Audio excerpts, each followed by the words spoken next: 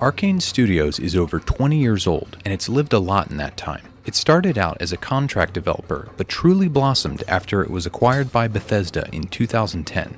The run started with first-person stealth action-adventure Dishonored in 2012. A critical darling that never hit critical mass at retail. It deserves more attention than it received.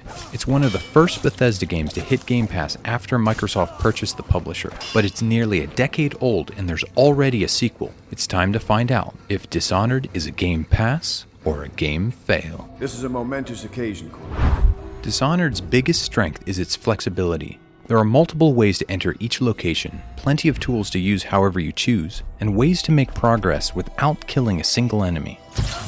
Without a map to use as a guide, the environments can sometimes feel too big. However, learning your way around is satisfying all on its own because different locations are used for different missions. It all comes together quite well. And then I take care of the Pendleton brothers, just like that. You ain't never even gonna touch them. Dishonored is a stealth game, but there isn't much of a penalty for being discovered or leaving bodies lying around. It's a huge relief for novices because combat can often feel clunky, so going in guns blazing is often a tragic mistake. Stay away. Ranged weapons are intentionally slow. Just a couple of slashes from a sword can spell doom, and both use up a lot of resources. We'd rather spend a few coins than endlessly restart missions. We'll just leave the ghost run for someone else. I knew you'd help me with those ill-mannered boys. The difficulty curve looks more like a sawtooth. If you're not trying for the perfect stealth run, it's not overly difficult. Just be prepared for a lot of trial and error. The save system is also generous if you want to try each encounter a different way. The difficulty might be on the modest side because Game Pass supports the Definitive Edition from back in the era where DLC often softened the blow with bonuses, enhancements, and tons of in-game currency. Dishonored's story has a simple concept of clearing your name after being framed, but it also has a lot of flavor. The characters you interact with have enough personality to provide plenty of cover for its simplicity, while the industrial setting with a hint of the extraordinary complements the gameplay quite well. It's good enough that we are anxious to see how the tale ends. Take them apart, piece by piece.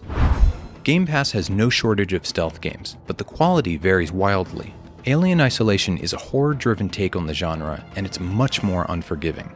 A Plague Tale, Innocence, focuses on narrative, but its stealth elements are formulaic at best. We Happy Few has a great premise of surviving a dystopian world smeared with zany drug trips, but its survival bent can get messy. Not surprisingly, the best comp is Dishonored 2, and while it wasn't as well received by critics as the original, it's still no slouch. Now it's time to find out, is Dishonored a game pass or a game fail? What news have you brought? Dishonored is the rare game that will make you enjoy its genre even if you normally don't. If stealth games typically make you hit the snooze button, don't be so quick with this one. You don't even have to play it that way if you don't want to. Guns and swords can be awkward, but they're viable. It's not an especially long game, so the rote story and dank atmosphere easily carry it to completion, and it stands out among its comps for being easy to reload and try a different approach.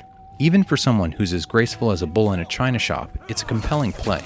Dishonored gets a Game Pass. For next week's episode, we're going back to the full Game Pass library to tackle No Man's Sky.